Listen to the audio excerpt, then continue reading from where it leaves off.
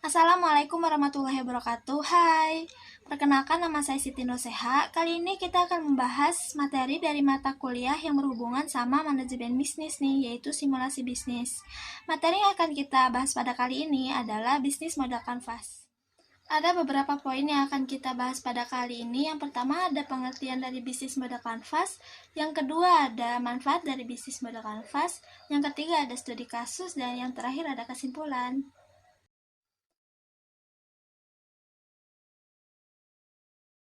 Di dalam sebuah bisnis apapun bentuknya, di dalamnya pasti ada beberapa orang untuk mengoperasikan agar bisnis itu terus berjalan.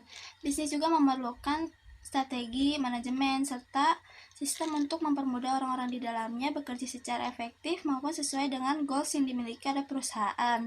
Salah satu model bisnis yang paling sering digunakan adalah bisnis modal kanvas. Apa sih pengertian dari bisnis modal kanvas itu sendiri?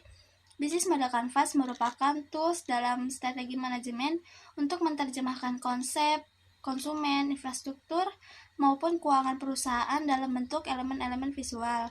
Konsep dari bisnis modal kanvas mengandalkan gambar-gambar ide sehingga setiap orang yang memiliki pemahaman yang sama dan real terhadap tipe-tipe konsumen mereka, pengeluaran biaya, serta cara kerja perusahaan, dan lain sebagainya.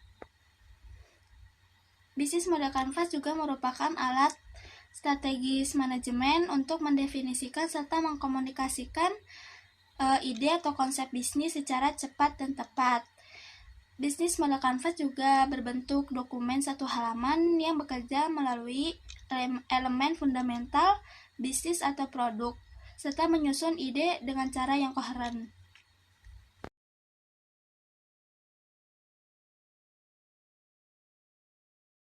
Selanjutnya adalah manfaat dari bisnis modal kanvas. Dengan bisnis modal kanvas, tentunya dapat membantu kita dalam proses membangun bisnis dengan cara yang lebih terperinci.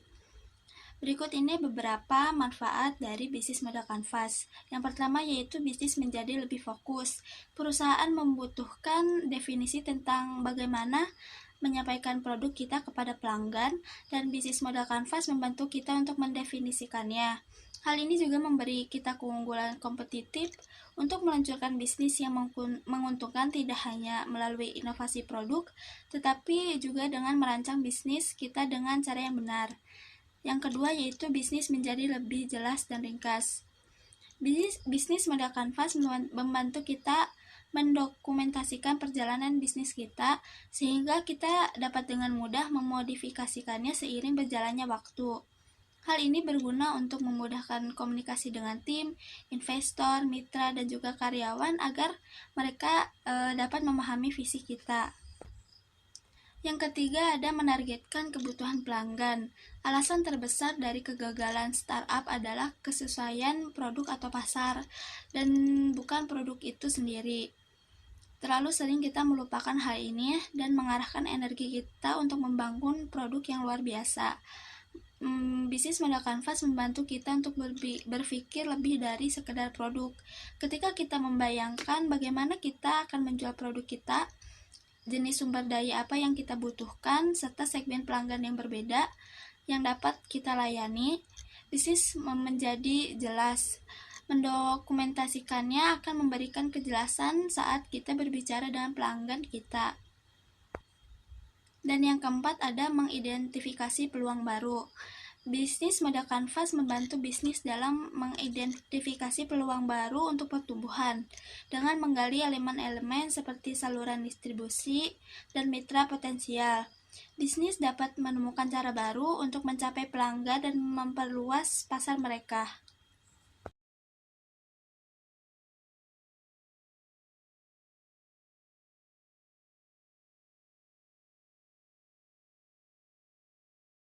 Untuk studi kasus, saya mengambil contoh kasus dari bisnis terak teri. Bisnis ikan teri sambal terak teri adalah bisnis yang bergerak di bidang makanan lauk pauk.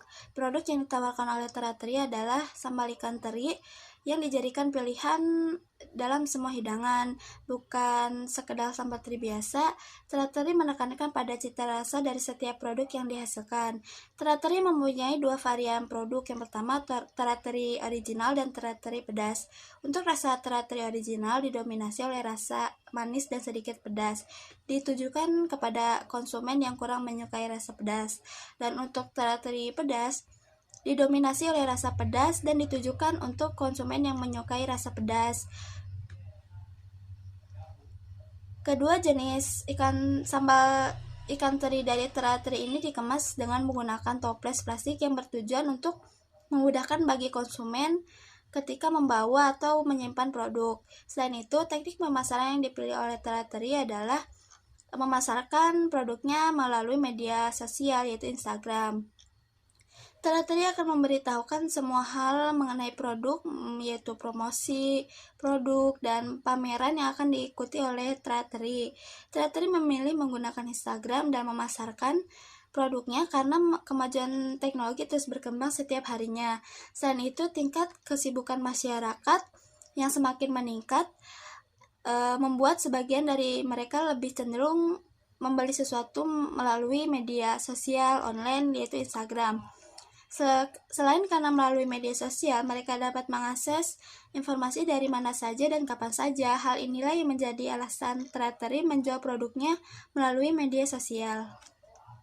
Ini adalah bisnis model kanvas yang digunakan oleh bisnis ikan teri sambal tera-teri yang mengacu kepada model bisnis kanvas dari Osterwalder dan Pigner. Berikut adalah uraiannya. Yang pertama adalah key partners. Tera-teri melakukan kerjasama dengan berbagai pihak yang membantu keberlangsungan dari proses produksi. Key partners dari ikan teri sambal tera-teri adalah supplier bahan baku berupa ikan teri dan bumbu dapur lainnya, dan supplier toples plastik dan paper bag yang digunakan untuk mengemas sambal ikan teri. Yang kedua adalah key activities.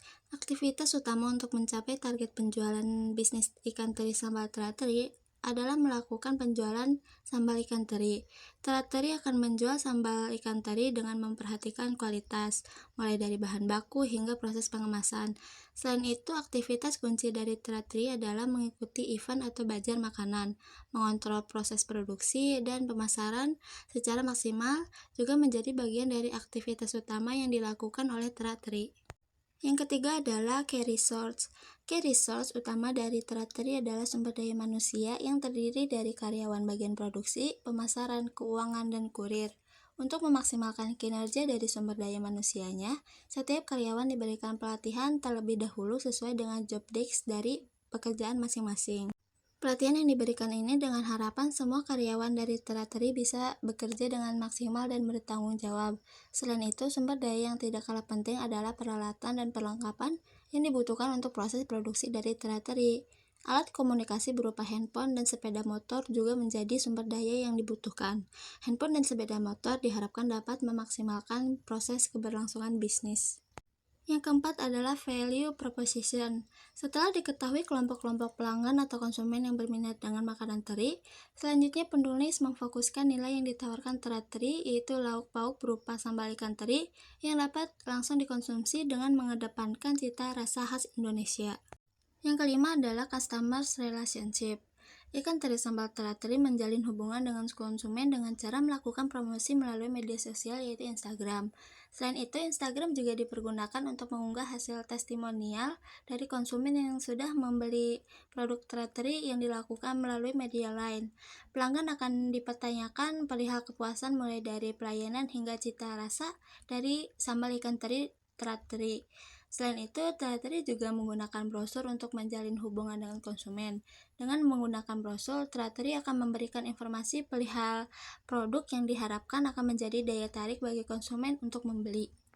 Yang keenam adalah channels. Langkah-langkah untuk mengetahui bagaimana produk tera-teri dapat diketahui dibeli oleh pelanggan diperlukan channels. Pemilik tera-teri menggunakan beberapa sarana untuk menyampaikan value proposition-nya, yaitu menjangkau pelanggan-pelanggan dengan menjual produk secara online dengan menggunakan media sosial Instagram, dan penyebaran brosur-brosur sebagai salah satu saluran untuk menjual produk kepada konsumen. Selain itu, ketika permintaan produk tera-teri semakin meningkat, Produk Trattori Sambal Trattori juga akan dijual melalui toko retail. Yang ketujuh adalah customer segment. Aspek demografis yang ingin dituju oleh Trattori adalah masyarakat yang menyukai sambal dan menyukai ikan teri. Yang menyukai sambal dapat dispesifikasikan ke dalam beberapa kalangan. Dari segi usia bisa dari remaja hingga orang tua. Namun tidak menutup kemungkinan anak-anak ataupun lansia juga menyukai sambal dan dapat mengkonsumsi ikan teri sambal Trattori karena mengingat Trattori menghadirkan dua varian yang dapat menjadi pilihan sesuai selera konsumen. Sedangkan aspek geografis dari Trattori adalah masyarakat yang tinggal di wilayah DKI Jakarta. Dan yang terakhir, aspek psikologis yang ingin dituju oleh Trattori adalah wanita pekerja yang tidak memiliki banyak waktu untuk memasak dan tidak memiliki keterampilan dalam memasak sehingga lebih memilih mengkonsumsi makanan siap konsumsi. Yang kedelapan ada revenue stream. Sumber utama pendapatan dari Trattori adalah pendapatan yang berasal dari kegiatan penjualan. Trattori selalu memaksimalkan tingkat penjualan agar dapat memberikan pendapatan yang sesuai dengan tujuan. Dan yang terakhir adalah cost struktur. Biaya yang dikeluarkan Trattori untuk menjalankan bisnisnya adalah biaya pembelian bahan baku, biaya peralatan dan perlengkapan, biaya transportasi, biaya operasional, dan biaya gaji. Ini adalah tabel keuangan teri sambal Trattori. Berdasarkan tabel ini, data yang dibutuhkan oleh Trattori untuk pembelian aktiva tetap dan pembiayaan modal kerja sebesar Rp54.484.000. Ini adalah tabel laba rugi dari Trattori pada tahun 2018. Berdasarkan tabel ini, laba sebelum pajak yang diterima oleh Trattori pada tahun 2018 adalah Rp33.537.750, sedangkan setelah dikurangi pajak sebesar 1% dari penerimaan penjualan bersih, laba bersih yang diterima Trattori adalah Rp30.837.750. Ini adalah tabel neraca akhir dari Trattori pada tahun 2018. Berdasarkan tabel ini dapat dilihat bahwa total dari kepemilikan bisnis Trattori pada akhir tahun 2018 sebesar Rp81.750.000. Jadi kesimpulannya adalah bisnis modal kanvas merupakan strategi yang pas dan efektif bagi perusahaan, baik perusahaan lama maupun perusahaan baru, dalam menyusun, merencanakan, ataupun mengeksekusi strategi perusahaannya. Bisnis modal kanvas juga akan membuat proses produksi menjadi lebih terarah, mengalir, dan rapi, dan pastinya akan menghasilkan produk yang berkualitas. Bisnis modal kanvas juga akan menarik customers untuk menjadi pelanggan ataupun customers royal bagi perusahaan tersebut.